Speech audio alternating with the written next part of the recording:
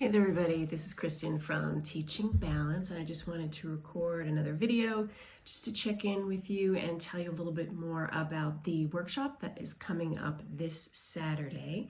It's going to be a vision board making workshop. I've actually already been tearing apart all sorts of catalogs and magazines and just junk mail where I've been finding words and images and things like that.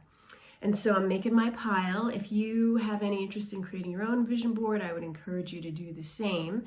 And the only other big question that's been coming up is, if you can't make it live, then should you still sign up? And the answer to that is yes. No matter whether you're able to attend the workshop live or not, all people who register will be able to access the video. And the nice thing about that is you can take it at your own pace, you can pause, you can go back, you can watch it again. And so even if many of you do actually get to be with me live for the workshop, I would encourage you to go back and rewatch parts as you continue to work on your board.